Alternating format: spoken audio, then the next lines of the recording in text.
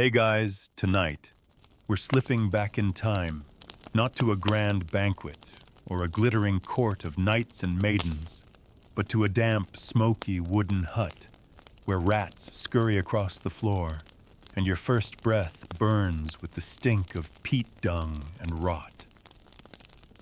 You're being born in medieval Europe. Congratulations. The midwife's hands are unwashed. Her knife is dull, and the straw beneath you is soaked with whatever came out of the last birth she attended. Your mother screams. The room is cold. The chances of you making it past this night. Let's just say you probably won't survive this. So before you get comfortable, take a moment to like the video and subscribe, but only if you genuinely enjoy what I do here. And let me know where you're tuning in from and what time it is where you are. I'm always curious to see how far this sleepy little history club reaches. Now dim the lights, maybe turn on a fan for that soft background hum, and let's ease into tonight's journey together. You're born into a world without mercy. No hospitals. No doctors in the sense you know them. Just wise women, midwives, herbalists, and luck. Your mother lies on her back or squats over a straw-lined floor. No anesthetics, no epidurals. The best she gets is a piece of leather to bite on. Screaming is normal. Silence is terrifying. It might mean she's gone into shock or worse. The first thing that touches your skin after birth is probably a coarse rag dipped in cold water. You're not gently wrapped in warm towels. You're wiped, slapped, and if you're lucky, loosely swaddled in rough cloth. If the midwife suspects you're weak or malformed, say your head's misshapen or you're not crying right away, there's a quiet moment where she glances at your mother and silently makes a decision. Some babies don't get named. Some don't get fed. And no one talks about them again. If you're still breathing after your first night, congratulations again. That's a big deal. Nearly half of all children die before the age of 5 in this world. You've just completed level 1. But now comes the real challenge, staying alive long enough to be noticed. You're not the precious center of the universe. You're one of many. Your siblings, if they made it, are either clustered around the fire trying to keep warm, or are already doing chores, regardless of their age. Childhood, as you know, it doesn't exist. You're not cooed over for years on end. You're fed whatever is available milk if your mother can produce it, or some watery cereal made from mashed grains and goat's milk if there's a goat. If not well, you'll cry a lot. That's normal too. There's no sterilization. Wooden spoons, unwashed bowls, cracked cups. Everything you touch is a potential death sentence. And let's not even talk about the water. Drinking it is a gamble. Clean wells are rare and boiling water is a luxury, that bubbling stream nearby. It also serves as the village latrine upstream. As a toddler, you might be tethered by a rope to a post while your parents work the fields. Not to be cruel, but to keep you from wandering into the forest and getting eaten by wolves, or worse, vanishing without a trace. If you toddle too far, no one will hear you scream. Not over the constant clanking, shouting, and clamor of hard life. And what about toys? If you're lucky, maybe you'll be handed a carved stick, a lump of wood, or a cloth doll stuffed with straw. But don't get too attached. It'll get burned as kindling or stolen by a sibling. Your entertainment is mimicking your parents. Pretend to plow. Pretend to churn butter. Or just stay quiet because your presence is tolerated more than cherished. At night, you sleep on the same floor as your family, maybe a single bed, if your parents are lucky with all of you piled in together for warmth. The smell, a mix of unwashed feet, sweat, smoke, and possibly animal droppings because yes, the goat and maybe a chicken or two sleep in here too. No privacy, no silence, just snoring, scratching the occasional scream, and the constant drip of water from the thatched roof when it rains. And the weather, it's your constant adversary. If it's too hot, your water supply dries up and food withers. Too wet, your crops rot. Too cold, you die. Hypothermia isn't reserved for mountaintops. It creeps into homes made of wattle and daub with no insulation. Blankets are rare. Fires burn low at night because wood is precious. You don't know how to read. No one you know does unless there's a priest in the village, and even then his books are locked up in Latin. You don't understand what he says most of the time, but you kneel and cross yourself and hope that's enough to keep the demons away. There's no calendar on the wall, no birthday parties, no turning 4. If your parents remember, they might mention your age when you're old enough to work. Until then, time is measured in harvests and seasons. You're the one born the winter after the big flood, or the one who came during the second Lent after the famine. Identity is vague. Individuality isn't useful. Survival is. And then there's the sickness, always lurking. Coughs that turn into death rattles. Rashes that swell and fester. There are no antibiotics, no hospitals, no knowledge of germs. You'll be treated with garlic leeches or prayers. If those fail, you're wrapped in cloth and buried before the sun sets because decay sets in fast and funerals are quick. Yet somehow you survive your 5th year. You're considered sturdy now, maybe even lucky. But don't get too excited. You're still just one bad winter, one infected scratch, or one bout of dysentery away from vanishing like so many others. By now, your belly has gotten used to hunger. Your legs are toughened from barefoot running through muck and thorn. Your hands are already blistered from work. And you're back. It's going to hurt for the rest of your life starting soon. But you're still here. Still breathing. Still watching that low sun set over the wet fields as smoke curls from the hearth. A medieval childhood not idyllic or whimsical, but harsh, brief, and brutally real. And it's only just begun. The sun barely rises above the horizon before you're shaken awake if you even slept at all. The fire in the hearth died during the night, and the air is sharp with cold. Your breath fogs in the dim light. There's no such thing as sleeping and no lazy mornings wrapped in blankets. You rise when the cock crows or when the nearest adult decides you've lain long enough. There's work to do, and every idle moment is another step closer to hunger. You don't get breakfast in the way you think of it. No hot porridge waiting, no sliced fruit, no cup of anything warm. Maybe a crust of yesterday's bread, if there's any left, or a piece of cold boiled turnip. The bread is coarse, grayish, and full of bits, sometimes bark or crushed acorns, sometimes gravel from the millstone.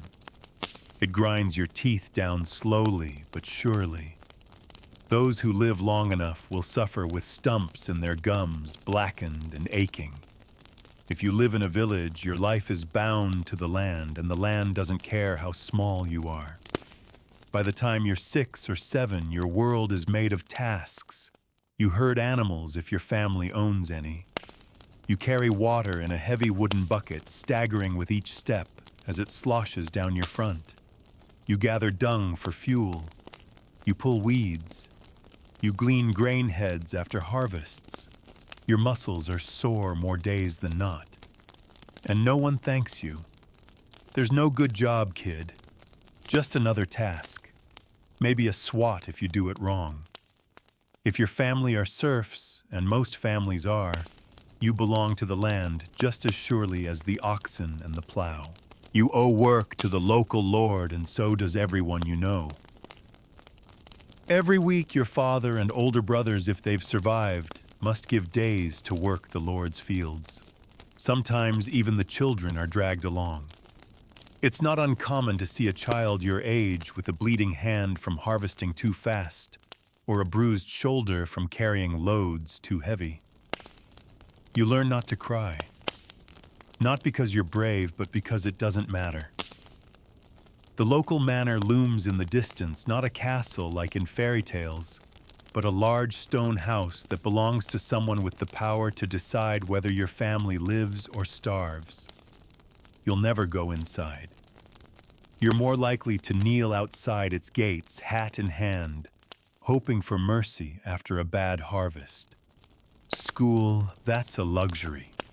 Only the sons of freemen merchants or minor nobles might get a taste of it, and only the sons, never the daughters.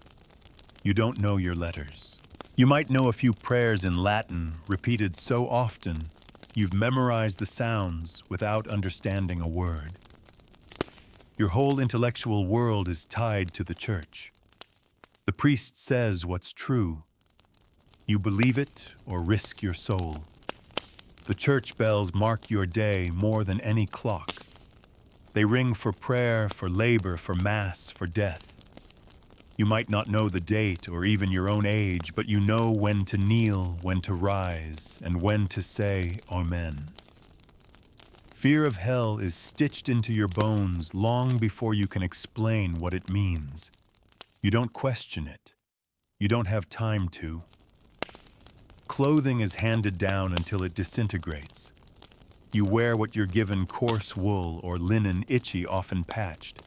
No colors except the dull hues of plant dyes. No shoes unless you're lucky. Even in winter. Your feet are cracked, sometimes bleeding. And if infection sets in, there's no stopping it. A splinter could end you. A blister from hard work can turn black and kill. Lice are constant companions. You scratch until you bleed. Fleas live in your bedding if you even have any. Bathing is rare, not because people want to be filthy, but because hot water requires effort, wood, and time. And there's always more urgent things to do. But there are brief moments of joy. A festival day might mean music, laughter, maybe a bit of meat. A traveling juggler or piper might pass through the village. These moments flash like sunlight through storm clouds. But they're brief, and you cling to them because they feel like something beyond the daily grind. If you're a girl, your path is even more constrained. By the time you're 10 or 12, you're likely seen as a woman, not a child. That means marriage is on the horizon. Not for love, of course. For alliance, land, labor, or debt. Your value is tied to your ability to bear children, to manage a household, and to keep quiet. Education is a distant dream if it's even whispered. You learn from your mother how to mend, cook, clean, and serve. And if you're a boy, you're expected to grow into labor. To till fields, swing hammers, or serve your lord in battle should the need arise. There is no dream of self-made glory, no career paths. You're born to a station, and unless some act of divine fate intervenes, you will die in it. Illness is never far. You might catch a fever that lingers for days, burning through your body, leaving you weak and hallucinating. Your family wraps you in every cloth they have, mutters, prayers, maybe fetches the priest for last rites. Sometimes you recover, sometimes you don't. Death is so common it barely disrupts the rhythm of the village. A burial, a prayer, a short pause, and life goes on. And if you do survive a major illness, chances are it leaves a mark. Maybe you lose your hearing or a limb is crippled. Maybe your eyes never quite recover. There are no therapists, no rehab clinics, no understanding of trauma. You adapt or you're left behind. Winter is cruel. You huddle around a fire that barely warms the room. The wind slips through cracks in the walls. Your breath fogs indoors. You try to sleep wrapped in every scrap of fabric pressed against siblings for warmth as snow piles outside. Hunger gnaws daily. You chew bark if necessary. You pray for Lent to be short and spring to be merciful. You may believe in miracles, but you see very few.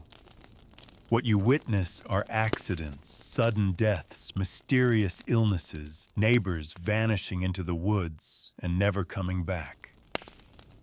Superstition fills the gaps where knowledge is missing.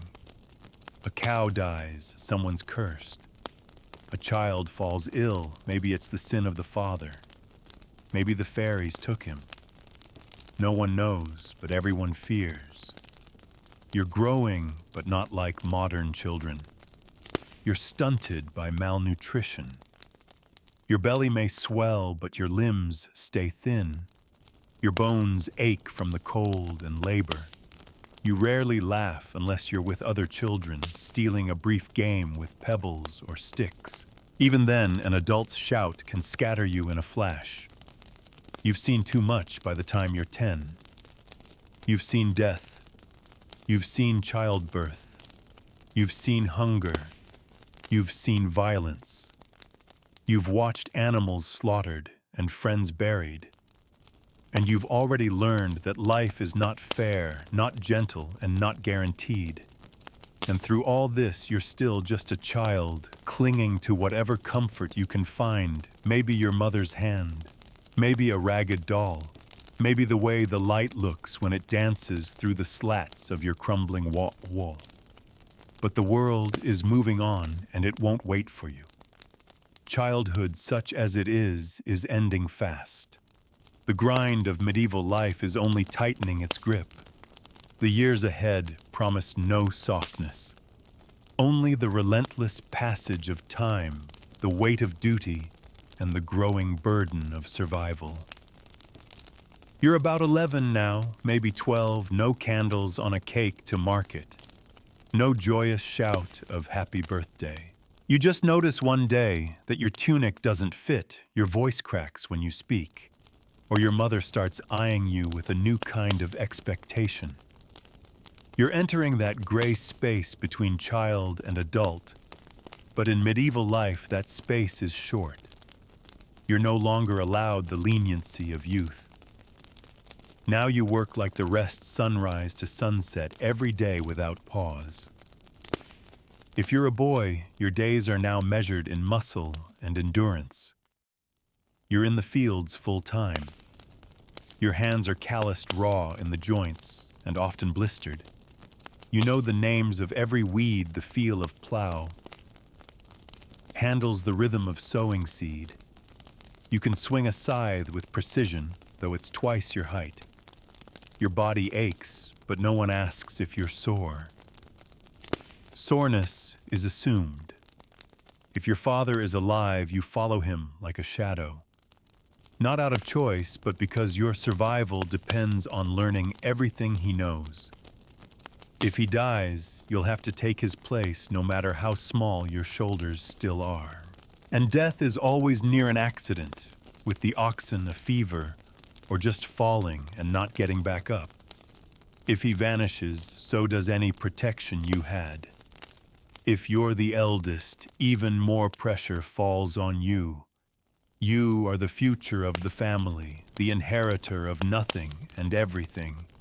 You inherit obligation, the duty to keep your mother fed, your siblings alive, the house upright, even if the roof leaks and the walls bend with the wind. And if you're a girl, your world shifts too, but in a different direction. Your body has changed. There's blood now. No one talks about it much, but the moment it happens, your life is recategorized. You're of marriageable age.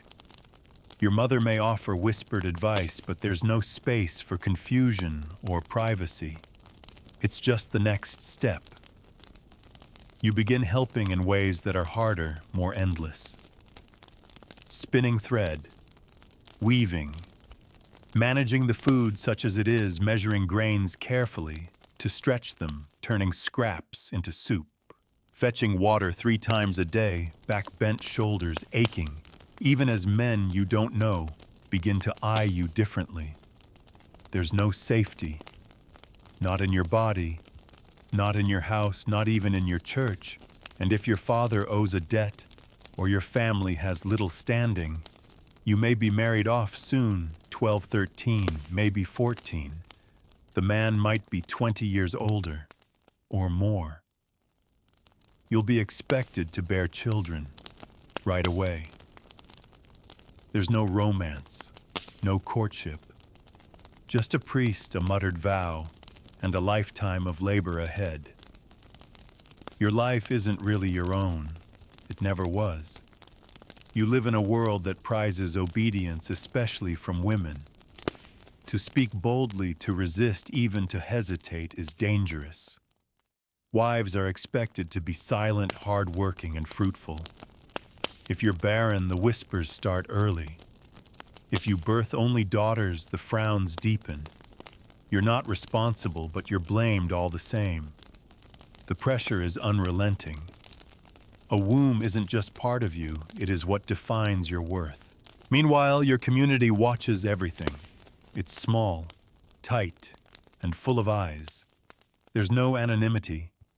If you sneeze at the wrong time, someone notices. If you stumble home late, someone gossips.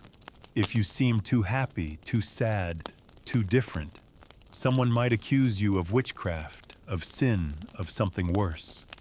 Being noticed is dangerous, but being forgotten can be fatal too.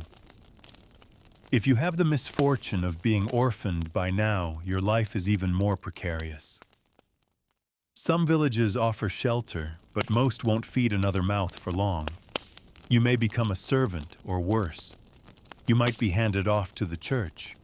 You might vanish altogether, disappearing into the endless underclass of beggars and laborers who wander from town to town, forever hungry, forever unwanted. There are others like you, of course. You're not alone. In every corner of your world, there are boys and girls bent under burdens too heavy for their age. But solidarity doesn't mean safety. Your peers can't protect you. They can only witness, and perhaps remember, if they live long enough. If your village is near a town, you might see it once a season. Maybe for market day, maybe for a fair. It dazzles you, the noise, the crowds, the smells of roasting meat you'll never taste. The merchants in their fine tunics, the juggler balancing knives, the music played on worn flutes. It's a break from monotony, a feast for the senses. And then it's gone. You return to your quiet lane, your muddy doorway, your cold hearth. Still, those days leave a mark. They whisper of a world beyond. You might even fantasize about running away, about finding some trade, some path that leads to coin and freedom. But dreams are costly, and you can't eat them. You have to be careful not to dream too loudly. The world punishes hope. Your religion gives you a script for life. Everything is ordained, your suffering, your hunger, your station. The priest says your reward will come after death if you stay faithful and accept your lot. But it's hard to imagine paradise when your feet are frozen and your stomach is hollow. Still, you pray, because it's all you have. You might fast because the church says so, or because there's simply nothing to eat. Lent becomes a repetition of normal hunger. The holiest people are thin, pale, and poor. That's convenient, because that's you. Plague stories haunt the grown-ups. You've heard the tales, black boils, sudden death, whole villages gone quiet. You weren't alive during the last wave, but the fear lingers. Every new cough, every sudden fever feels like the beginning of the end. There's no safety net, no medicine, no place to run. You start to feel older than you are. You've watched lambs be born and butchered. You've seen a friend buried after falling into a well. You've carried buckets heavy enough to bend your spine. You know what rot smells like, what blood looks like, what it feels like to go to bed crying from exhaustion, knowing you'll do the same thing tomorrow. No one tells you you're doing great. No one asks how you feel. There are no journals, no therapy, no stories written down about what it's like to be you. You exist in the margins, important only to those who depend on your labor, or who want to use your body, or who need your silence. You've become good at hiding things. Pain mostly, but also hunger, fear, even joy when it comes. You don't want anyone to take it from you. You've become suspicious of good things because they rarely last. The world you live in doesn't pause. It never says you've done enough. It only asks, what's next? What can you carry? How much more can you endure? And somehow you do endure. Because there is no alternative. Because your heartbeat is stubborn. Because the seasons turn and you've learned how to survive them. One foot in front of the other, one sunrise after another. Even when your bones ache and your skin cracks and your soul feels thin. You are growing into medieval adulthood. And that might be the most dangerous phase yet. Because now the world expects you to carry not just your own weight, but the weight of others. And it will never stop asking for more. You're nearly 15 now. In a modern life, you might just be starting high school riding buses, worrying about your clothes, flirting awkwardly, and dreaming of futures that stretch decades ahead. But here in the medieval world, 15 is full grown. You're not preparing for adulthood. You're living it. If you're a boy, the work is no longer just chores, it's your life. You're in the fields before dawn, side by side with grown men, your back bent beneath the same weight, your hands gripping the same tools. You've developed the farmer's squint, the stiff gait, the scars that come from years of swinging, cutting, lifting. You've slaughtered animals, patched roofs, dug graves. You've been burned by fire, cut by scythes, trampled by animals, and bruised by life. You're not even halfway through it, and already it feels like you've aged centuries. And if you're especially unlucky or blessed, depending on the politics of the time, your lord might call you to serve as a page or squire. That may sound prestigious, but it's not chivalric romance. It's humiliation, endless obedience, and danger. You shine armor-scrub boots, clean chamber pots. And if your master is cruel, you also learn how hard a backhand can hit. One day you might be knighted, but that day is unlikely. More often, you're cannon fodder.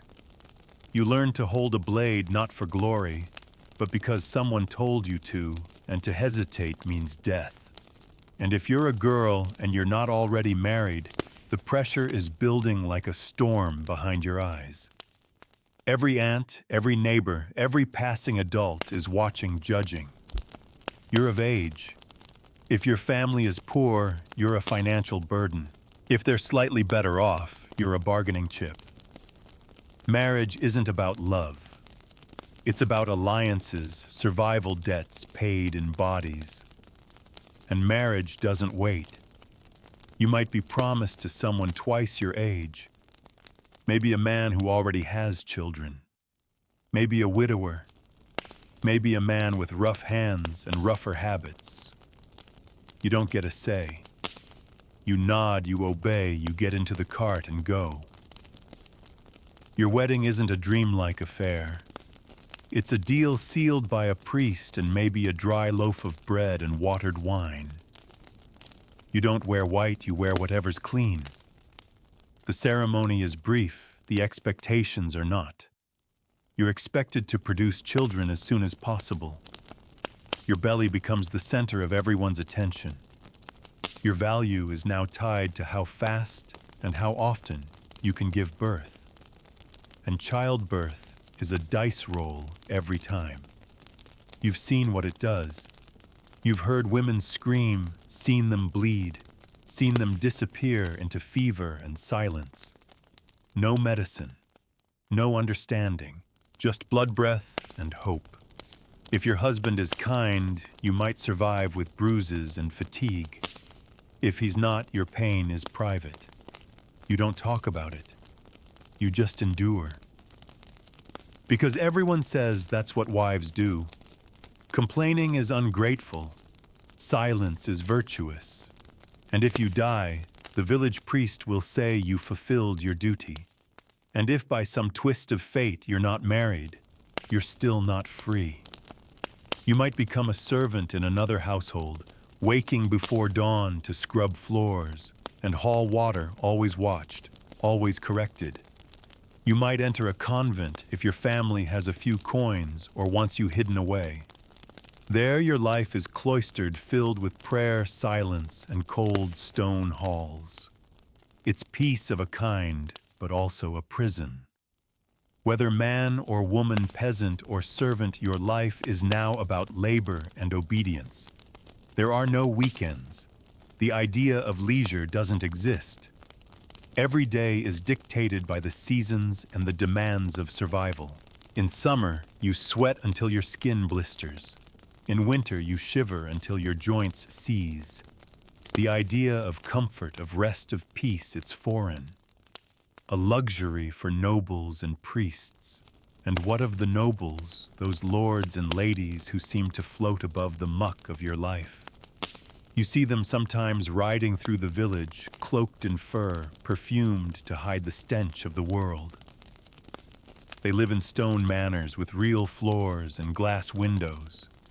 They eat meat. They drink wine. They read. But they are not safe either. Disease cuts through their homes just as quickly, sometimes more so. Their lives are a different kind of prison, one bound by politics, power, and paranoia. Still, compared to yours, they might as well be gods. You don't resent them exactly. You're taught that their rule is divine, that the social order is God's will. To question it is to invite sin. So you kneel, you bow, you pay taxes in grain, in labor, in your very breath. If you live in a town, you might be part of a guild by now, apprenticed to a blacksmith, a weaver, a butcher. You work for years without pay, learning a trade that might feed you someday, if you live long enough to reach journeyman status. Your master owns your time, your effort, your sleep. You live in his home under his rules, subject to his moods. But at least you're not in the fields. At least you have a skill. And in town you see more of the world. Travelers, monks, merchants, and sometimes soldiers. You hear news from distant places, battles, kings, famines, miracles. The stories pass from mouth to mouth, growing stranger with every telling. But they make you dream, just a little, that somewhere maybe life is different. But the streets are not safe. Fights break out over bread. Bodies lie in gutters. The stench of waste chokes you in summer. Rats are everywhere. And rats mean plague. Always plague. Religion is still your compass. You cross yourself when you pass a church, when someone coughs too hard, when the baby cries too long. You go to confession, say your Hail Marys, and believe that suffering is your path to holiness. Maybe, just maybe, this life is the test, and something better waits on the other side. And when Sundays come, the village breathes. Mass is both ritual and relief. You stand shoulder to shoulder with others, sing the chants, smell the incense. The priest speaks in Latin, most of which you don't understand, but you kneel anyway. You don't need to understand. You just need to believe, or pretend to. Afterward, you might drink weak ale talk in low voices about weather and crops and rumors. But even Sunday is not truly restful. The next dawn always comes fast, and sometimes you catch yourself remembering childhood.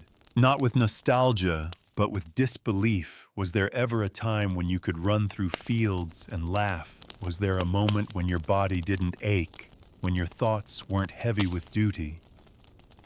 But you brush the thoughts aside. You have work to do. You always have work to do. Because in the medieval world, to live is to serve, to endure, and to obey. And that life, relentless and unforgiving, is only just gaining speed. The hardest years are still ahead. You're 20 now, or at least that's the guess. You don't have a birth certificate, no calendar tucked in a drawer, no celebration to mark the moment. Age is fluid here. You're simply of age, of marriage, of work. That's enough for the world to claim your bones and your breath with no room for pause. If you've survived to 20, you're already rare. Disease, famine, accident, childbirth, each of these has thinned the ranks of your generation like a harvest scythe through dry wheat. You've buried siblings, neighbors, maybe even your own child if you're a woman. You've stopped counting funerals. Grief is a constant, not a disruption. And now at 20, you're not young. You're weathered, hardened. In the eyes of those around you, you're fully formed with no excuse left for weakness. Your days start early still before light creeps into the sky. You wake to aching joints to the cold, if it's winter, or the stickiness of sweat and biting flies, if it's summer. You pull on the same clothes, threadbare and patched, and eat whatever you have, barley porridge if you're lucky. Molded bread soaked in watery ale if you're not. And then it's work. If you're a man, you might be plowing, planting, tending, harvesting, cutting, mending. Your body is a machine, and no one asks how you're feeling unless you collapse. Even then, there's work to finish. You might own a small patch of land, or more likely, you rent it from a lord who takes a piece of everything you grow. You might be fined for gathering wood, fined for letting your pig root in the wrong ditch, fined for anything, really. Money you don't have, time you can't spare.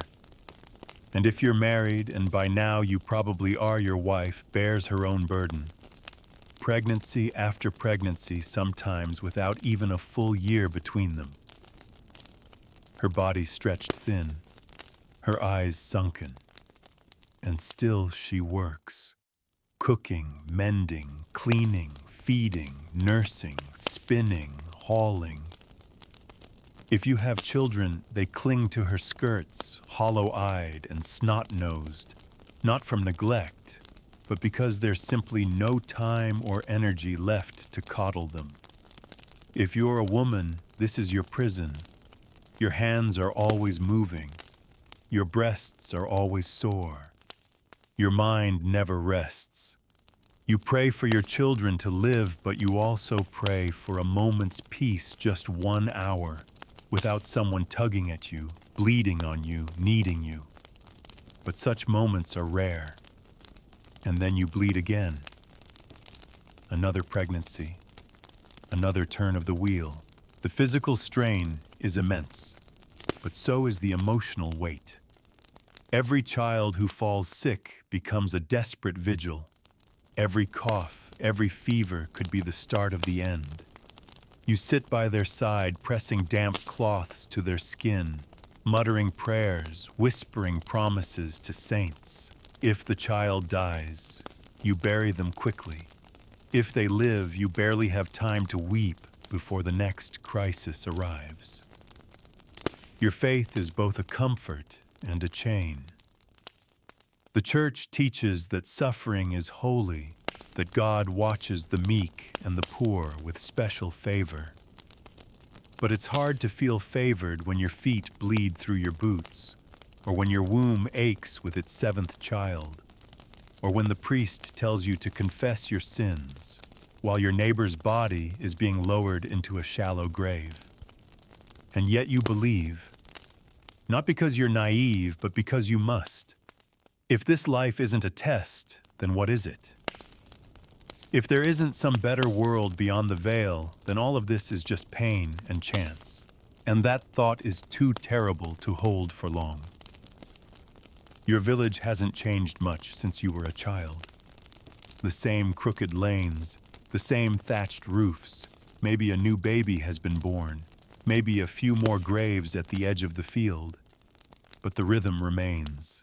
Planting, reaping, bleeding, burying.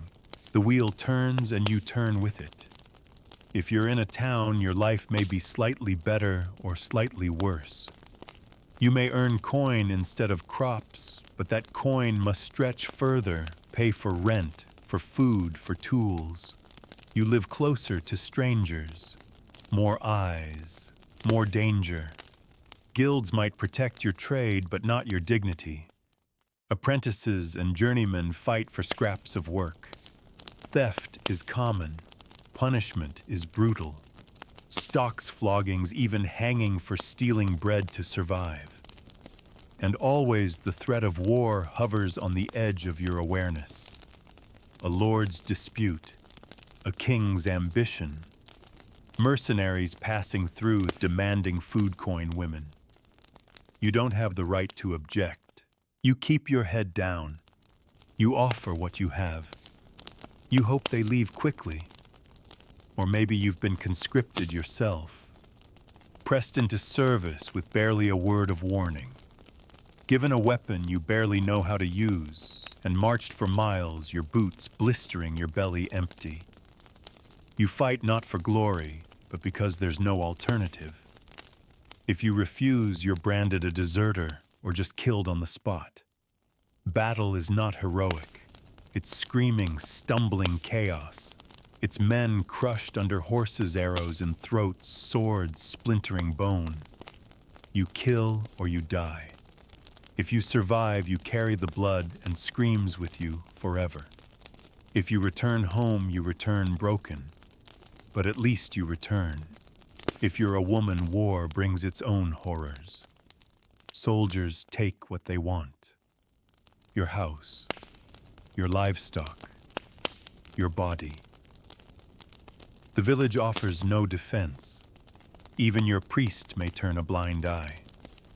Afterward, no one speaks of it.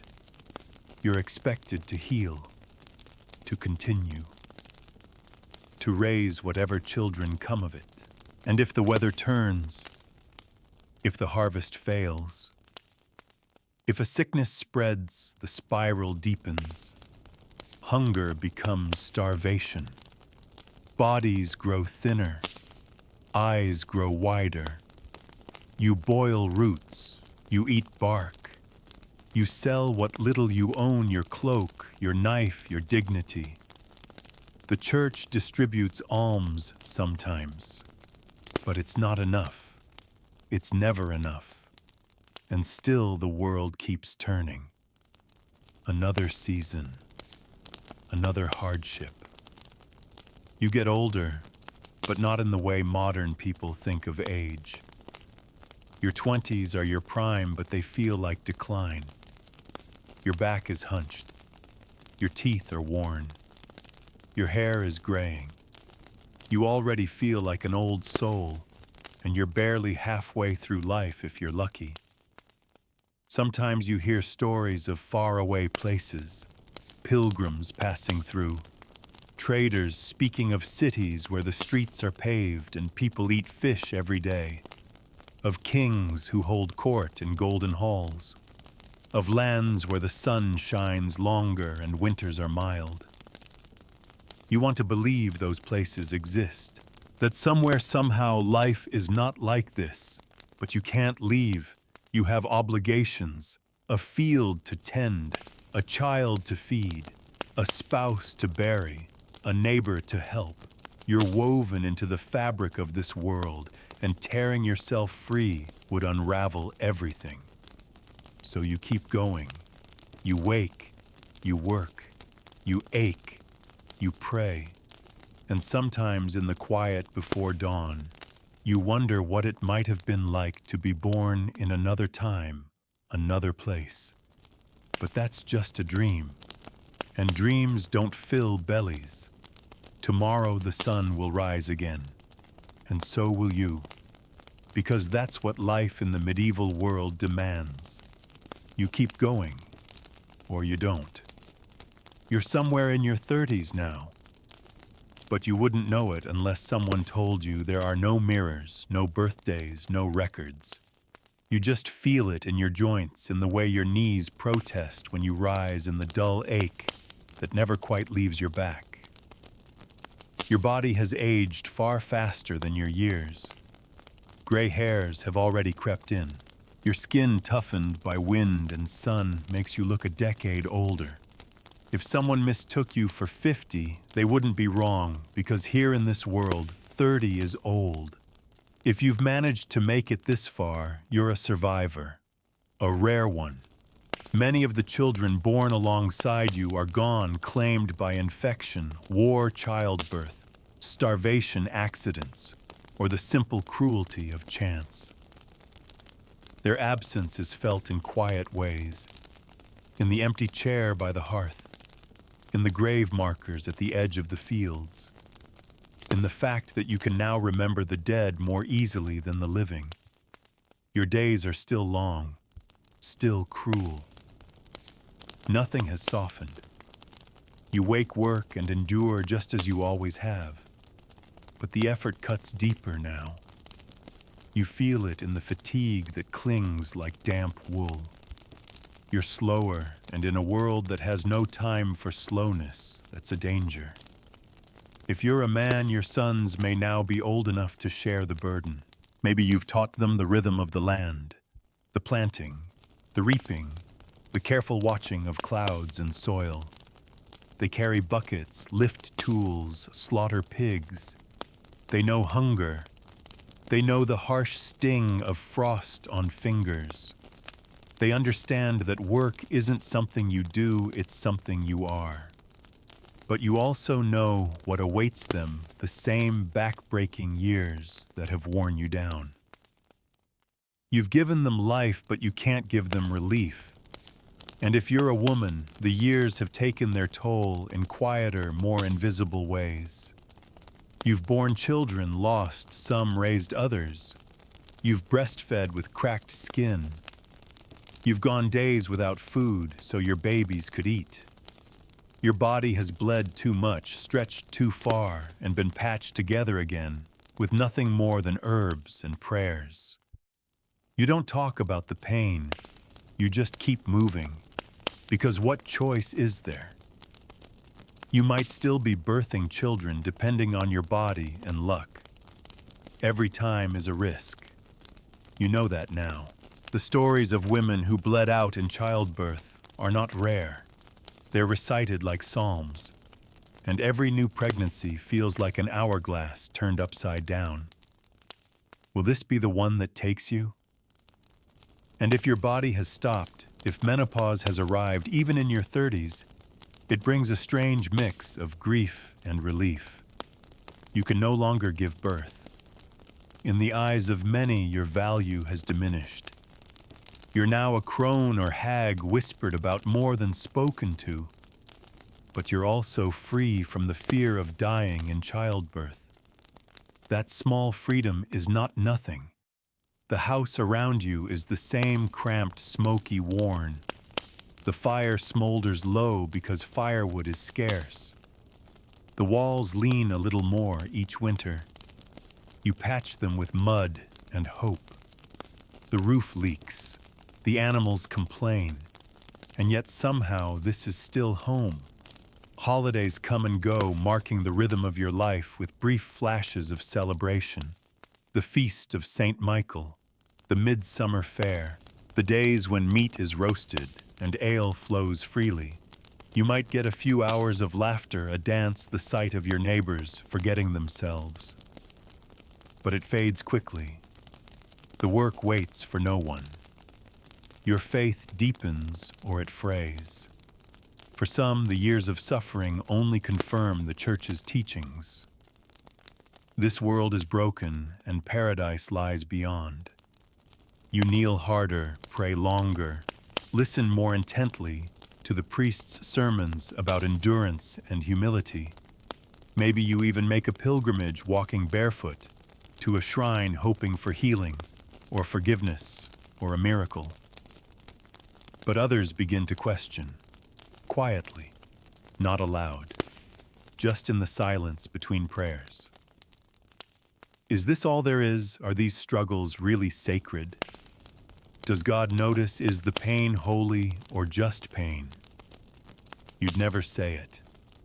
That would be heresy, and heresy is deadly. If you've committed any sin and who hasn't, you confess it. Maybe to a tired priest who listens out of duty more than care. You say the words, you recite the penance, you try to believe that it matters. And what of love if you married young, your spouse has been beside you for decades now? The early awkwardness faded, quickly burned away by necessity. You've shared grief, hunger, births, and deaths. Maybe it's love now, or maybe just a mutual clinging in a hostile world. Maybe they've passed on and you lie awake at night beside a cold space listening to the wind claw at the shutters. If you're unmarried still or widowed, life is harder. There are no safety nets, no pensions, no inheritance. You may live in someone else's home, sleeping in corners, offering work in exchange for food. You're less a person than a burden. In towns, if you're lucky, you may run a small shop or work under a guild. You might mend clothes, bake bread, sell candles. Your name might be known. You might have a reputation. But even then, one fire, one theft, one illness can take it all away. And the whispers of plague haven't left. They return like ghosts every few years. You hear of it moving in the next town. You see the rats. You smell the rot. You pray fervently that it skips you this time, that your children don't start coughing, that your neighbors don't bar their doors in fear. You've lived through famine, through flood, through fire. You've seen your friends carried to the churchyard in hastily nailed boxes. You've seen men hanged for stealing bread. You've seen women accused of witchcraft for knowing too much about herbs. But you've also seen resilience. You've helped a neighbor birth a child. You've stood in a field ankle deep in water, replanting what the storm destroyed. You've patched roofs, stitched wounds, buried the dead, and kept going. That's what life in your 30s means in the medieval world. You don't measure success in wealth or pleasure. You measure it in survival, in making it to the next season, in watching your children grow taller than you, in hearing a baby's first cry instead of its last breath. You don't have luxury. You don't have rest. But you have endurance, grit, faith, however shaken, and a deeply rooted knowledge that life, while often cruel, is still worth clinging to. Because no matter how many winters you've seen, how many graves you've dug, how many nights you've spent with your face in your hands, you're still here. And in this world, that alone is a quiet kind of triumph. You're 40 now, or near enough. In modern life, this might be your prime. A stable career, a mortgage, maybe some vacations under your belt. But here in the medieval world, at 40, you are old. Not just in your bones, but in the eyes of your village. The lines on your face are deep, and your body is no longer nimble. Your skin is thickened and weathered. Your fingers are gnarled from years of labor. You still work, of course you have no choice, but the work grinds you down in new ways now. Recovery takes longer. Fatigue settles deeper. You often wake feeling worse than when you went to sleep. Your teeth, if you have any left, are brown, broken, or gone. Eating is not pleasure. It's effort. Your meals are soft, bland, and repetitive gruel, stewed root vegetables, stale bread soaked in broth. You chew slowly, not from etiquette, but necessity. The ache in your jaw tells you that even eating is not free of suffering anymore. If you've outlived your spouse, and many do, you may have remarried quickly. Not out of love or even companionship, but survival. A widow is vulnerable. A widower needs help with the house of the children, the grinding weight of daily life. You may find affection in this new match, or you may not. It doesn't really matter. What matters is staying alive. And if you're one of the very rare individuals who's remained unmarried this long, your status is precarious. People whisper. They wonder if you're cursed, barren, or strange. Your neighbors may smile to your face but cross themselves when you turn away. Superstition clings to the margins, and you're dangerously close to one. If you're a woman and childless, you are doubly suspect. In a world obsessed with lineage and labor, barrenness is feared. You may be watched more closely if a neighbor's cow dies or a child falls ill. Accusations can rise from nothing. Just a bitter look, a wrong word, an untimely illness. The line between healer and witch is razor thin. And if you do have children by now, they are your main purpose. They are the hope you pour yourself into. You watch them grow, marry, work the land. Some thrive. Others falter. A few may have died. That pain doesn't lessen with age. In fact, it sharpens. You feel their absence with every prayer. You see them in your dreams, and sometimes wake reaching out for a child who's been gone 10 years.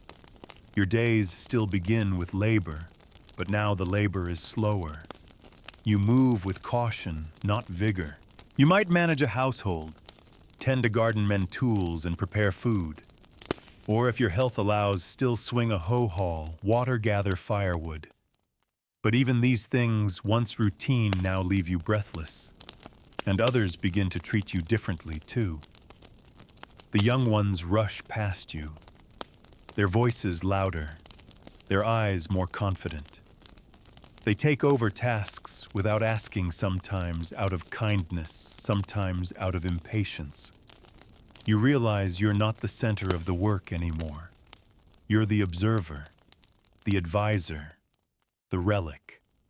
Still, you hold value and wisdom. You know which herbs ease a fever and which ones can still a womb. You know how to read the sky before a storm and how to mend a roof with nothing but straw and spit. The village comes to you in whispers, asking questions they're too proud to speak aloud. And you answer quietly, not for recognition, but because knowledge must be shared if it's to survive. You've seen entire families vanish in a season one outbreak, one bad winter, one war. You've watched hope disappear like smoke from a chimney. But you've also seen resilience that no book could capture. You've heard lullabies sung over the dead. You've seen starving neighbors share their last turnip. You've watched strangers pull a cart for someone who couldn't walk. The church continues to loom over your life. You are there every feast day, every holy day, every funeral. You've memorized the priest's voice even if you've stopped listening to the words. Your confessions come slower now. You've said the same sins 100 times. You're not sure if they're sins anymore or just the cost of living. Penance is harder on the old. You kneel and your knees throb. You walk to the chapel and your hips protest. But still you go. because not going would be worse. You cling to the rites not out of fear, but familiarity. They anchor you to a world that keeps changing, children, growing, neighbors, dying, lords, replaced laws, rewritten. But the liturgy that stays the same. And then there are the dreams. As you age, they come more often. Dreams of those you've lost. Your parents long dead. A child who passed before they could speak. A friend lost in the plague. Sometimes they appear healthy, young, glowing in the candlelight. Sometimes they call your name. You wake with tears or with a strange peace or both. The cold cuts deeper now. Winter used to be a challenge. Now it's a threat. You wrap yourself in every layer you own, huddled near the hearth, praying the wood lasts. You dread falling ill. A simple cough could turn fatal. A fever could carry you away. And there are no physicians for people like you. Only prayers, herbs, and the slow hush of fading breath. Still, there's beauty. You notice it more now. The way frost settles like lace on the windows. The rare, hearty bloom of a flower refusing to die. The soft weight of a grandchild's head on your shoulder. You appreciate the quiet. The evenings when the chores are done and the fire glows and no one is crying or coughing. You've lived long enough to know that such evenings are worth gold. And when the young ones ask what it was like back then, you smile. Not because it was better, but because it was yours. Because you survived it. Because your story is stitched into this land, like thread into wool, rough, durable, and necessary. So you keep rising each morning. Keep stirring the pot, mending the cloak, whispering advice to your daughter as she nurses a baby. You keep listening, watching, enduring. Because until your name is spoken at Mass and your body lowered into the soil, you are still alive. And in this world, where death is always nearby, that is a quiet defiance. You weren't meant to last this long, but you did. You're somewhere in your 50s now, though you're not sure. Dates have never meant much in your world. You measure time in lambings, in poor harvests, in the number of children you've buried or seen grow tall. But you know, you're past the age most live to see. You know it in the way people glance at you now, with a mix of reverence and worry. You're the village elder, the ancient one, the walking memory.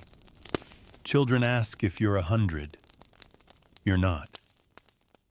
But compared to most, you might as well be. Your days are slower, not by choice, but by necessity. The mornings are harder. Your back doesn't straighten like it used to. Your knees creak with every step. Your fingers tremble when you try to thread a needle or grip a cup. Your eyes blur at dusk and your hearing fails you in crowded places.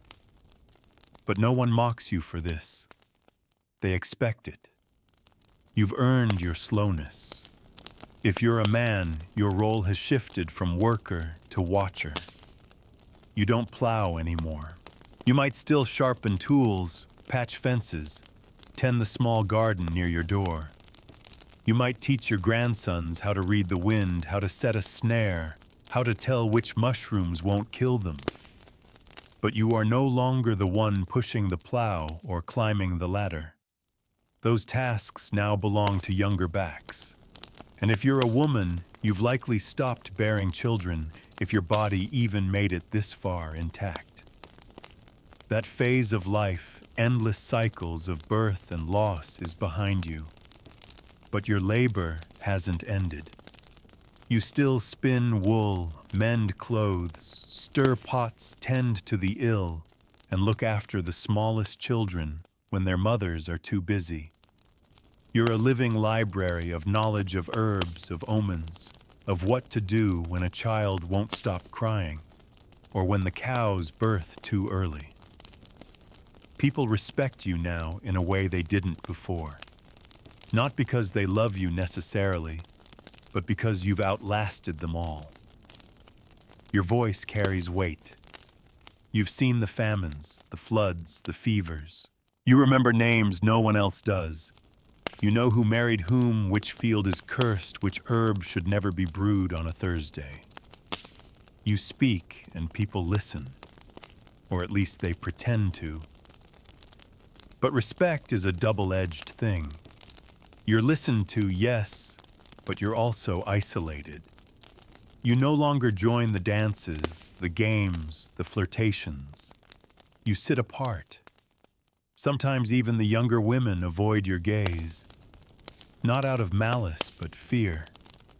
You remind them of what's ahead, of age, of pain, of endings. You're not without joy. You find it in strange places now, in the way a fire crackles just right, in the sudden sweetness of a ripe plum, in the sight of a healthy child laughing without care, in the days when your joints don't scream. You've learned to find beauty in survival itself, but you've also grown accustomed to pain. It's your constant companion. Your joints burn in winter. Your breath shortens in damp weather. You've lost friends not just to disease, but to the slow forgetting of time. Sometimes you sit alone and struggle to remember the name of the girl who once lent you a ribbon, or the brother who drowned in the river when you were both young. Memory fades even when you fight to keep it. You've buried many by now. A spouse, maybe two. Children, maybe all. Friends, certainly. Each loss leaves a hollowness that doesn't heal only layers. You don't wail like the young. You don't plead. You just bow your head and mutter the prayers. You've said the same words over too many coffins. And still, each time your heart cracks again, quietly, deeply. Death doesn't frighten you like it used to. You think about it often now. Not obsessively, but practically. You wonder if it'll be quick or slow. You wonder if someone will find you when you fall, or if the rats will come first. You wonder if your name will be said kindly after you're gone, if anyone will remember your stories, if your grave will be marked, or if the wood will rot away and be forgotten. You've seen deaths both quiet and violent. You've watched plague sweep through like a wind. You've seen mothers wail over tiny bundles. You've seen men fall from rooftops crushed by their own weight and gravity's indifference. You've seen old women simply lie down one day and stop breathing. You hope for that something quiet, something still. Your faith is complicated now. The prayers are so familiar they come without thought. But belief that flickers. You want to believe you'll see your loved ones again, that heaven is more than smoke and promise, that God sees the pain and counts it as worthy. But some days it's hard. Some days it all feels like ritual wrapped around silence. Still, you whisper the words, out of habit, out of hope. Just in case. You've become in many ways the keeper of the village's soul. You know where the bones are buried, literally. You know which couples are secretly unhappy, which children lie, which men are cruel behind doors. But you keep their secrets, not out of cowardice, but out of mercy. You've seen what happens when truth is loosed without care. You've learned that silence can be a kindness. You don't laugh as often, but when you do, it's deep and real. And when you cry, it's never loud, just a slow leak from eyes that have seen too much. And you still get up every day. You still open the door, still feel the air, still marvel when the sky glows red at sunset. You still love in your way. The world hasn't given you ease, but it hasn't stolen your wonder entirely. You're not celebrated. There's no retirement. No one brings you a cake or a medal for surviving half a century. But sometimes a grandchild brings you a flower, or a neighbor leaves an extra crust of bread at your door. And that is enough. You know your end is coming. Not today, maybe not tomorrow, but soon. And strangely, you don't fear it. You've lived through enough endings to understand the world doesn't pause for grief, but it does remember. And when your time comes, you hope for nothing grand. Just a clean sheet, a candle, a name whispered in prayer. And if someone plants wildflowers over your grave, that would be more than enough. The world around you has continued to shift, even if your steps have slowed. You might be in your 60s now, a number most medieval people never lived to see. You no longer lift anything heavy, no longer fetch water from the well, no longer wake before dawn unless your aching body pulls you from sleep. You sit more than you stand. You speak less, but when you do, people still listen, some from respect, others from superstition, as if your nearness to death gives you secret knowledge. You're not feared exactly, but you're not entirely trusted either. In the village imagination, to be this old is to live partly in this world and partly in the next. You're called the old one, the wise woman, the gray father. Children sneak glances at you and cross themselves when your back is turned. Sometimes they ask you if you remember things no one else knows. Sometimes they avoid you completely. You've become a living relic. If you're a woman, there may be rumors. The older you grow, the easier it is for others to forget the kindness you offered for decades and instead see something uncanny.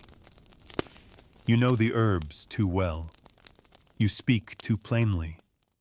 You've survived too long. That makes people nervous. One bad harvest, one fever outbreak, and someone might look in your direction, eyes narrowed, voice trembling with accusation. Because a woman who doesn't die when expected. That's always suspicious. If you're a man, you may be asked for counsel now and then, how deep to dig a well, when to sow the barley, what to do about a wayward son. But fewer and fewer people come. The world belongs to the young now, and they don't always want your advice. They think they know more. You don't argue. You've learned that wisdom, when offered uninvited, is rarely heard. You watch them build and break, marry and mourn, laugh and fight. It feels like watching the same play again with different actors.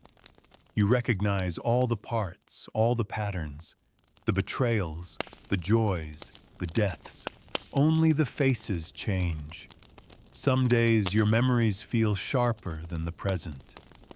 You remember the smell of your mother's hair, the sound of your brother's laugh before the fever took him, the way your wife or husband looked the day you first saw them barefoot in the fields, the weight of your first child in your arms. You remember the firelight flickering on the ceiling of your old home, long since crumbled into the ground. But those moments come like whispers, and then they fade. You don't expect much anymore. You no longer make plans. The seasons still change, and you still note their arrival, the first buds, the last frost, the scent of wet soil. But you no longer plant with the same investment. You plant for the sake of the act, not the harvest. If it grows, it grows. If it dies well, so do we all. You think often about the people you've lost. Your mind drifts to them. You stir broth. or watch smoke rise from the chimney across the lane. Sometimes you speak their names aloud just to keep them anchored. You worry quietly that if you stop saying them, they'll disappear completely.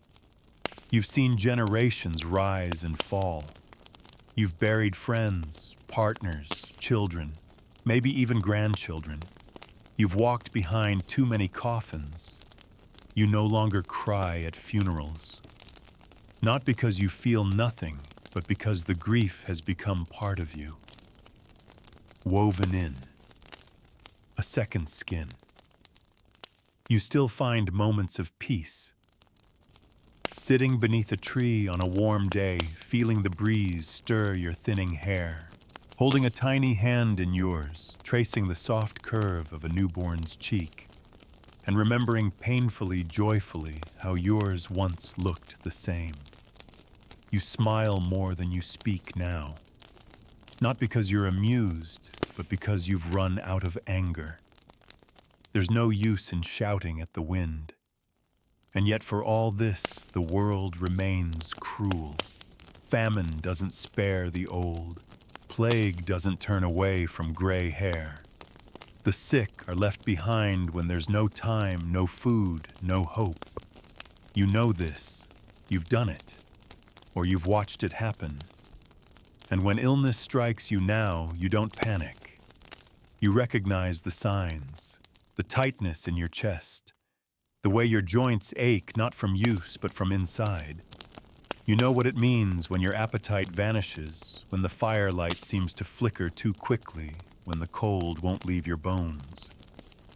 There are no doctors, no medicine, just prayers and herbs and the soft murmur of someone at your side, maybe a daughter or a kind-hearted neighbor whispering comforts they barely believe. They press cloth to your brow. They hold your hand. But even they know this is how it ends. Still, not all is sadness. Sometimes you hear laughter in the next room, your great-grandchild chasing a chicken or mispronouncing the Lord's Prayer. You hear someone singing while mending a cloak, and it stirs something inside you. A warmth, a memory, a reminder that life, however hard, still finds a way to sing. Your faith has changed. It's no longer desperate nor devout. It's quieter. A soft hum instead of a shout. You no longer fear hell, not exactly. You've lived through enough of it already. You just hope humbly, gently, that there's something more waiting. A garden, maybe. A warm hearth. A place where those you've loved will recognize you, take your hand and say, "There you are. We've been waiting." Until then, you wait. You watch the seasons turn. You listen to the wind and the birds and the hushed steps of a world that no longer depends on you, but still surrounds you. You've lived far longer than anyone expected, and now every moment is a borrowed gift. By now your life is measured not in years, but in glances. People glance at you as you pass, if you can still walk. They glance at your chair in the corner of the room. They glance at your bowl filled with thin broth, your hands trembling slightly as you raise it. They glance, but often don't speak. It's not unkindness. It's just that in this world, the old are fading before they vanish. You might be in your 70s now, though you'd never say that aloud. Numbers don't matter here. People stop counting somewhere around 40. To be old in the medieval world is not just unusual, it's unnatural. You've outlived most of your generation. You've become an exception, and exceptions make people uncomfortable. There's a reverence, yes, but it's laced with discomfort. To live this long feels almost like defiance. You weren't supposed to see this many winters, and yet you did. You're a living reminder of the past, of things people would rather forget. The famines, the deaths, the years when everything went wrong.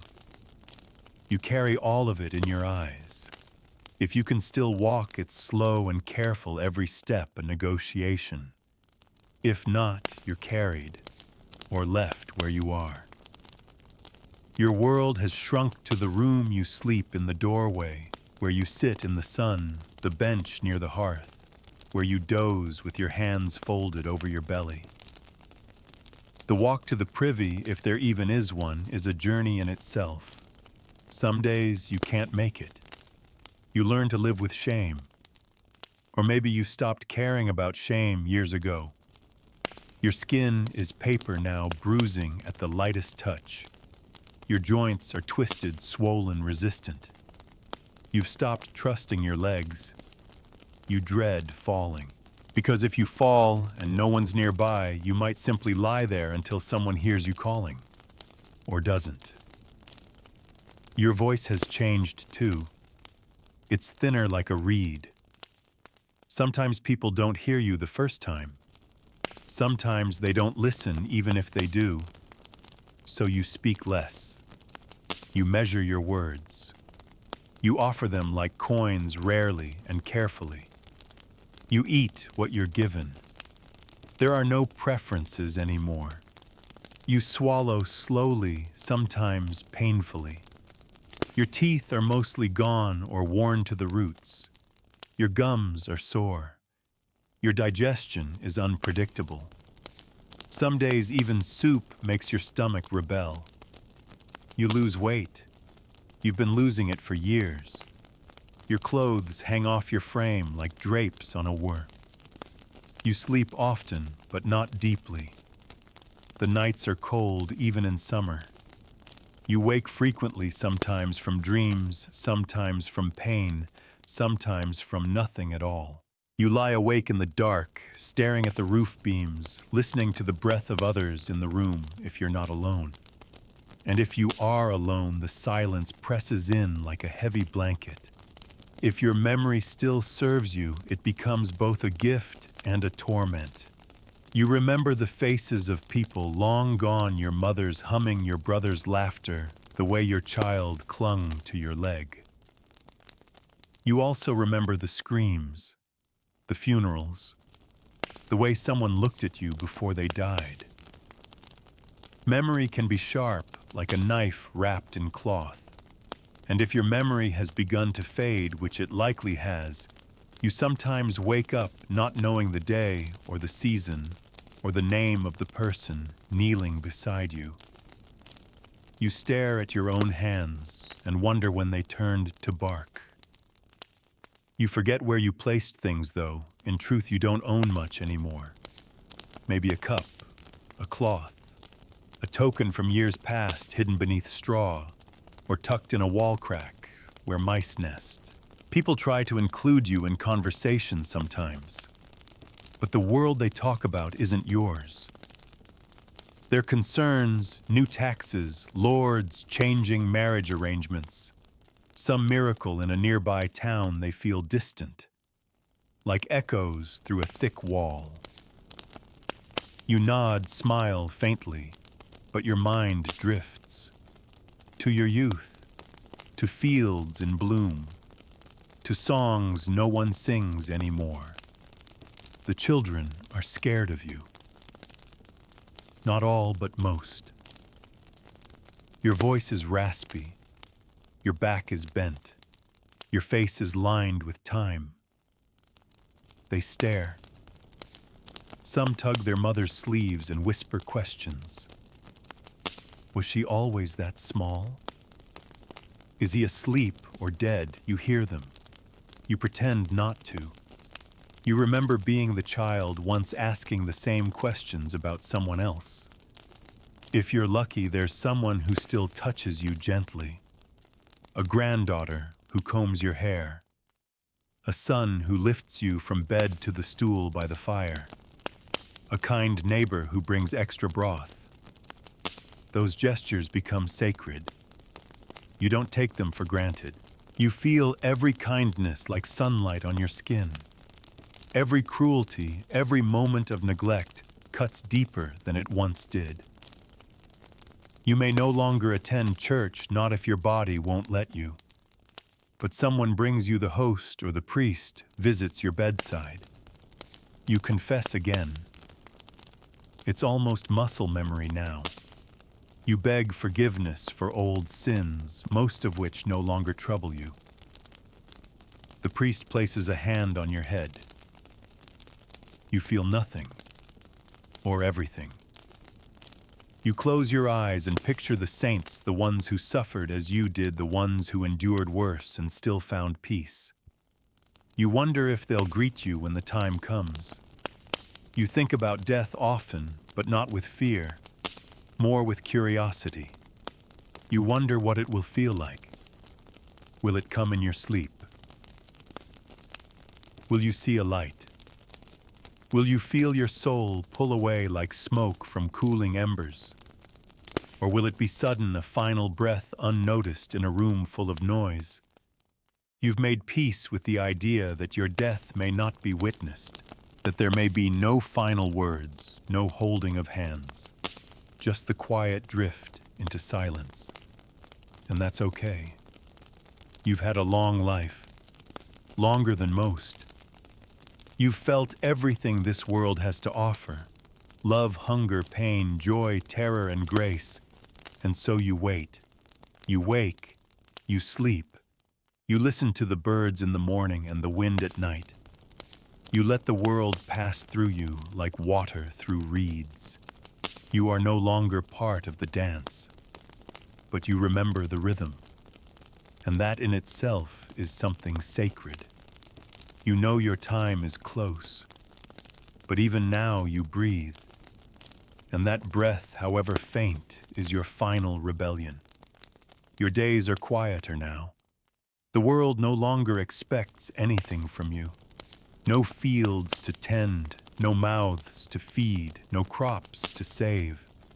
You've entered the final shadow of life where breath comes slowly, and time is measured not in hours, but in sighs. You lie beneath a rough wool blanket, the same one you've had for decades, thinned with age, and patched so many times it bears more stitch than fabric. The ceiling above you is familiar wooden beams, spider webs, smoke stains, and you stare at it often. Because what else is left, you're not completely alone. Someone checks on you, a daughter, a niece, a kindly neighbor whose name you forget sometimes. They bring broth, change your linens, sit with you when they can.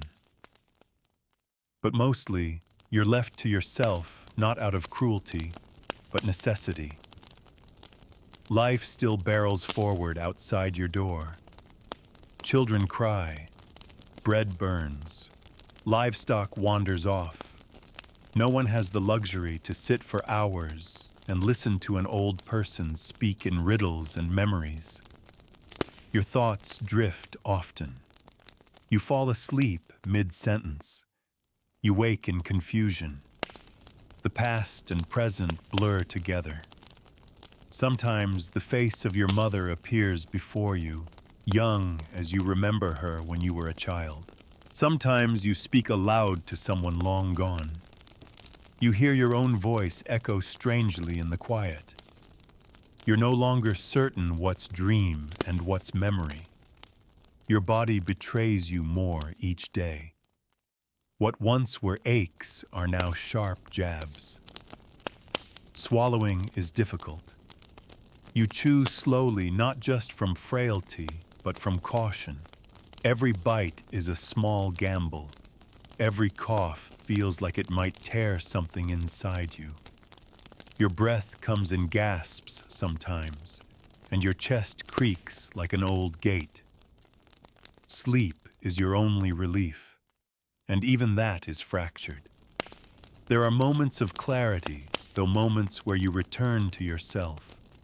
A shaft of light falls across the floor, just so, and for a heartbeat, you remember what it felt like to dance in the field on midsummer night. You hear a bird call, and suddenly you're 6 years old again, running barefoot on muddy ground, chasing a chicken with laughter bubbling in your throat. And then it's gone. Your dreams are strange now, not nightmares, but not peaceful either. You dream of bridges that lead nowhere, of rivers with no banks, of people standing at a distance, always just out of reach. Sometimes you dream of warmth, of meals shared, of holding a baby, of laughing around a fire. Other nights, it's silence, endless, soft silence. You no longer bother praying out loud. Your lips move, but no sound comes. The words are still there, Pater Noster, Ave Maria, but they come out more like breath than speech. You say them out of habit more than belief. Belief at this point is something you wear like an old tunic, worn thin, patched with doubt, but still yours. And yet, in your rare waking moments, you do wonder about what comes next. You've heard so many versions over the years. The priest spoke of fire and judgment of heaven's gates and hell's torment. But you've also heard the songs about green meadows, peaceful rest, and golden halls beyond the clouds. You don't fear death, not really, but you do wonder if you'll be remembered, if anyone will say your name after you're gone, if anyone will look at the crooked chair in the corner and say, "That's where she always sat." Or he used to hum when he peeled turnips. Legacy in your world isn't written in books. It's passed by memory, spoken around fires, etched into the way someone kneads dough or ties a bundle of herbs. If you're lucky, your stories will be retold. If not, you'll fade, quietly, as so many have. Sometimes you hear voices, not ghosts, but children outside. A market call from the street. The clang of iron from the blacksmith's shop. Life carries on. You smile when you hear laughter. It's the best sound there is, especially when it comes from someone who doesn't yet know how hard life can be. You've come to terms with your regrets, not because they've vanished, but because you've grown too tired to carry them. The harsh words you said, the child you didn't save, the love you let slip away. They live inside you, yes, but they no longer gnaw. They just sit beside you like old companions. And strangely, you've found peace. Not the bright trumpet blaring kind, but a low, steady hum. A sense that you did what you could with what you had. That you survived longer than most. That your story mattered even if it was never recorded. You watch the light shift across the room as the sun moves. You hear the quiet sounds of the house, footsteps, a broom sweeping, someone humming. You close your eyes and let it all wash over you. And if someone comes and takes your hand gently, quietly, you squeeze it if you can. No words needed. The touch is enough. You've done all that can be done. What comes next is not up to you anymore. You've lived, and soon you will rest. The light in your room has changed. It slants differently now, longer and dimmer, like it too knows your time is nearing its end. People speak more softly around you. They touch your arm with more care. They bring you water in smaller cups, bits of food you no longer ask for. You've stopped trying to finish what's given to you. You nibble for the sake of those watching, but your body has begun the quiet rebellion that signals the end. Nothing tastes right. Nothing sits well. Even breathing feels like work. You spend most of the day lying down. You don't remember when you stopped sitting up on your own. It just happened. At first, someone helped you, then eventually, no one bothered. It was easier to leave you lying flat, wrapped in a wool blanket. It smells of earth and ash. Your limbs are thin, your skin translucent. Every time you wake, you feel farther from the world you once knew. And yet memories flood you now, uninvited and vivid. You remember the heat of your first summer working in the fields, the sun scorching the back of your neck, while sweat trickled between your shoulder blades. You remember the way your mother laughed, a deep, rare sound like thunder that only rolled out when something was truly funny. You remember every child you held, some you raised, some you buried, and their names feel like songs now echoing quietly in your chest. You also remember pain, the day you lost your sibling to drowning, the day your firstborn died of fever, the night your spouse stopped breathing. These memories don't torment you now. They simply visit like old friends who sit at your bedside and remind you that you have lived deeply even when it was bitter. You no longer track time in any useful way. You sleep when you sleep, wake when you wake. Morning, afternoon, night, it all melts together in a haze of flickering firelight and half-whispered prayers. You hear murmurs from the next room, the clink of bowls, the squeak of floorboards, voices lowered in concern. They speak about you now, not to you. They say she won't last the week. He's so quiet. I think he's already slipping. Has the priest been called? And yes, he has. He came yesterday. Or was it today he sat beside you, placed oil on your forehead, murmured the words you've heard 100 times at 100 funerals? Extremis unctionem, the last anointing, your final rite. You didn't cry. You weren't afraid. Instead, you felt something like recognition, as if your life has always been walking toward this moment, one slow breath at a time. The priest said your sins were forgiven, that heaven waits, that paradise is real. You nodded. You didn't argue.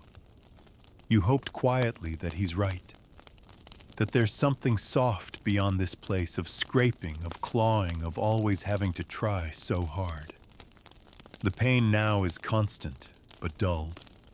Your body is a lantern flickering on its last bit of oil. You feel the light dimming, not in fear, but in acceptance. You know you're closer to death than ever, and you're not resisting.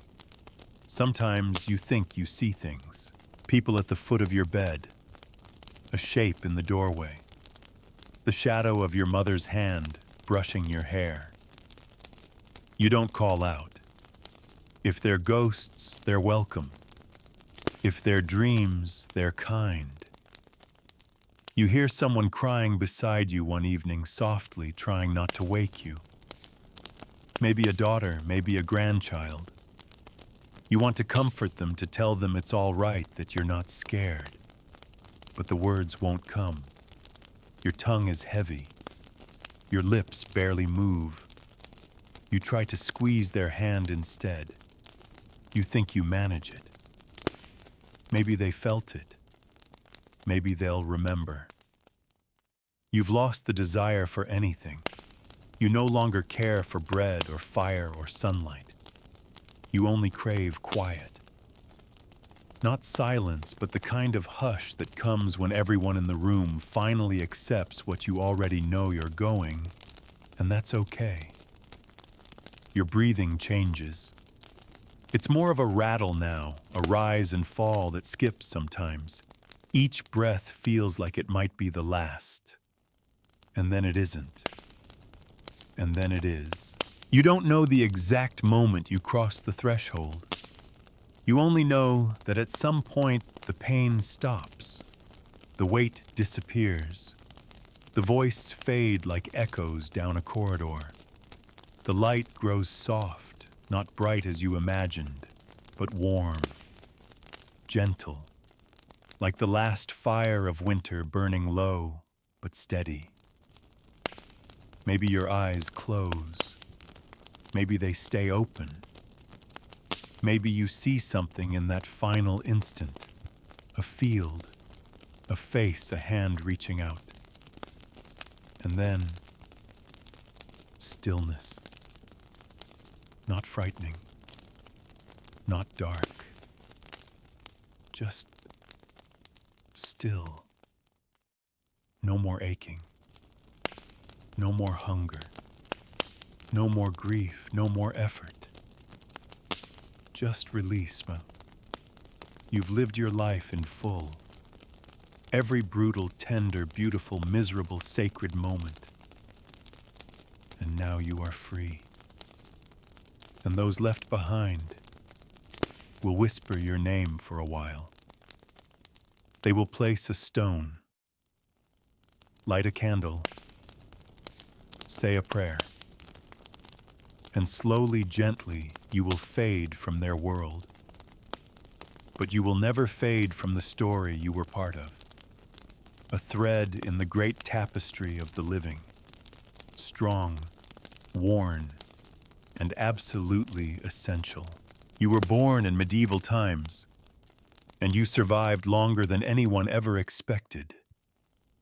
Time has passed since your final breath, and the world, just as it always does, keeps moving. Your body, once full of labor warmth and ache, has cooled. Someone has come to wash it, to close your eyes, to wrap you in a winding cloth. There is no grand ceremony, no embalming, no marble headstone. You were not royalty. You were not rich. But you were loved, or at the very least remembered, and that here is no small thing. Your family, if you have any left, prepares for burial swiftly. There is no time to waste. The body must return to the earth before it begins to decay. The priest is summoned again, and your name is spoken aloud one last time as your soul is commended to heaven. The bell tolls in the chapel tower, a slow, heavy rhythm that rings through the village like a heartbeat stilled. They carry you on a simple wooden board wrapped in cloth, sometimes with a sprig of rosemary or lavender tucked near your chest, not to honor you, but to mask the smell. You are taken along the same paths you once walked in life. The road to the churchyard is muddy, uneven. Your feet once trudged this path with buckets, with grief, with joy. Now they carry you on it one last time. The burial is humble. A grave dug by hand. A hole just wide and deep enough. You're lowered in carefully as the times you lowered a child into a cradle. Some weep. Some cross themselves. Some stare in silence, not sure what they're supposed to feel. The priest mutters prayers in Latin, and though most around him don't understand the words, they nod. They whisper, Amen. Dust falls on the cloth, then more. The thud of earth against your chest, the final sound you'll ever hear if the dead hear anything at all. Someone marks the grave if they can, a wooden cross if there's time, a stone if not. But in time, even that will vanish. The wood will rot, the grass will grow, and the land, as it always does, will fold you back into itself. Your name is remembered in hushed tones at first. A meal shared in your memory. A story told by the hearth. She always knew when a storm was coming. He used to whistle that tune when he worked the fields. Remember when she slapped the baker with a ladle, but those stories fade. Slowly, softly. New babies are born. New fields are plowed. New disasters come. And eventually, the last person who remembers your face will also lie down and close their eyes. This is the way of things in the medieval world. And yet you are not lost. Not really. You remain in the recipes passed down the way someone slices bread just like you did. In the herbs your grandchild plants by the window, not knowing why. In the slope of a nose. In the quiet resilience of a woman who keeps going no matter how cold the wind. In the firelit whisper of an old song. You are part of the soil now. The rain. The echo. The memory that lingers on the tongue when someone almost remembers your name. Your life, so easily forgotten by history, was monumental in the living of it. Not because of fame, not because of wealth, but because you endured, because you loved, because you suffered, because you mattered. And as the years go on and your bones crumble in the dark, the village continues. Children laugh, bread bakes, bells ring, and in every corner of that ordinary, difficult, sacred world, you are there. Years, perhaps decades, have passed since your death. No one living remembers your voice. No one recalls the exact shape of your hands, or the way you used to stand at the door just before sunset, watching the sky bleed orange.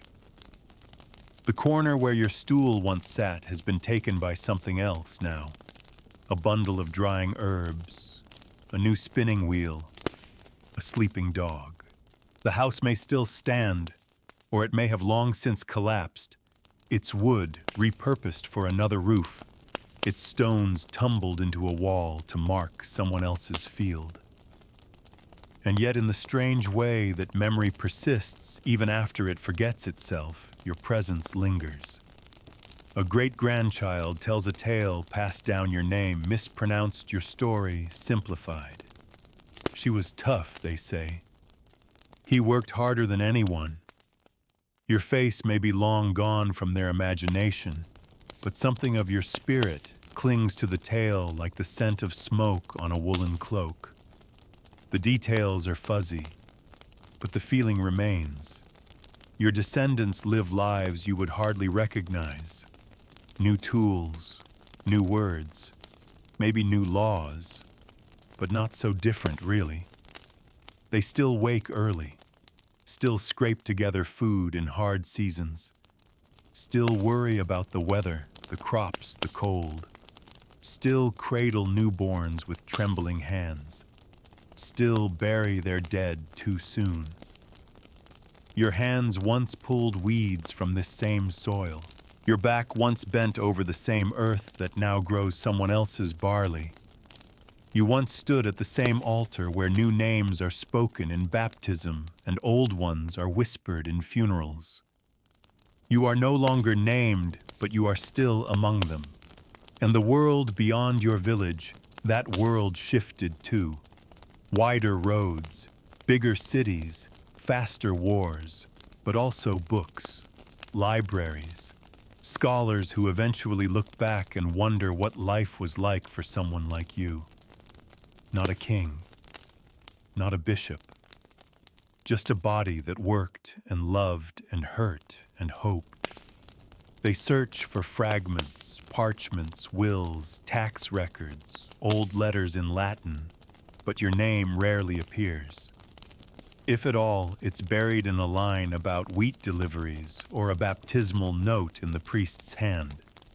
The historians do their best building pictures out of broken tiles. But you, the full you, the one who laughed at rude jokes, who cried quietly after the birth of a still child, who once stole honeycomb from a lord's cart and never confessed it remained hidden. And yet they know you existed because someone had to. Someone had to churn the butter so, the cloth sharpen the scythe, dig the grave comfort the dying. The bones unearthed in a field belong to someone. The grooves worn into a wooden spoon were carved by years of use. The fire-smoked walls of a peasant hut bear the silent testimony of generations like yours. They may not know your name, but they know your kind. And they begin to speak of you, not you exactly, but the idea of you. The medieval peasant, they call you. The working poor. The common folk. And in those words, you are both erased and preserved. A symbol of a time no one wants to return to and yet can't quite look away from. Sometimes you become romanticized. People imagine you spinning yarn in candlelight, humming lullabies. They forget the frostbite, the bleeding gums, the hunger so fierce you chewed on bark. They forget the cold floor where you gave birth alone, the bruises that never healed, the absences that were never filled.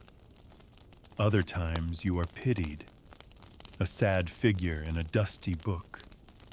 How terrible, they say, to live like that. As if your life was only sorrow, only hardship. As if you never laughed. As if you never danced under the stars, barefoot and giddy on festival nights.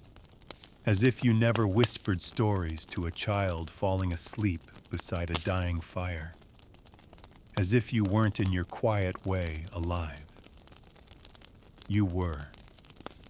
Deeply, fully, messily. And your life mattered. Not because of what it changed on a grand scale, but because of what it preserved. You kept the thread moving. You kept the bread rising. You kept the song from disappearing. You were the bridge between ancestors and descendants. The unnamed, unfamous pillar that held up everything else. Now, centuries later, your face might be carved in stone unknowingly by a sculptor referencing typical features, or painted into a reimagined village scene in a museum, or spoken of in podcasts and history lectures. They speak of life expectancy, of mortality rates, of subsistence agriculture. But you were the beating heart beneath those numbers. You endured. In obscurity, in silence. And because you did, others were born, others lived, others told the story. You are the ghost behind every history. And though no candle bears your name, no chapel houses your bones in gold, no songs are sung for you. You are remembered, if only in the shape of the world you helped build with your calloused hands, your weary shoulders, your stubborn, ordinary courage. Centuries have passed now. The village where you lived may still exist, though it's not the same. The fields have shifted, the homes rebuilt many times over, stone replaced wood, roads paved where once there was only mud. The church stands taller, grander perhaps, but somewhere beneath its floors may lie your bones mingled with hundreds of others whose names were never carved into anything permanent. No one alive knows your name anymore, but that doesn't mean you've vanished. The air still smells of wood smoke in winter, just like it did when you sat wrapped in a cloak by the hearth. Your hands too stiff to sew. The bells still ring out across the village green. And somewhere a child still scuffs their shoes, running barefoot through the mud, laughing just like you once did. And even if your life has become an abstraction, a statistic in someone's university thesis, a dot on a demographic chart, what you did mattered. The daily struggle, the endurance, the quiet faith, the work of your hands and heart, none of it was wasted. Because history isn't just shaped by kings and crusades. It's built on the backs of the countless, the invisible, the people like you. You were the breath in the morning chill, the hands in the soil, the quiet song beneath the noise of war. You were the one who cooked the bread birthed. The children mended the wounds, tended the dying, and never once asked for your name to be carved in stone. And you weren't alone. Millions lived as you did, not always kindly, not always cleanly, but fully. And because of you and those like you, life endured. Someone today carries your blood, your features, your stubborn spirit.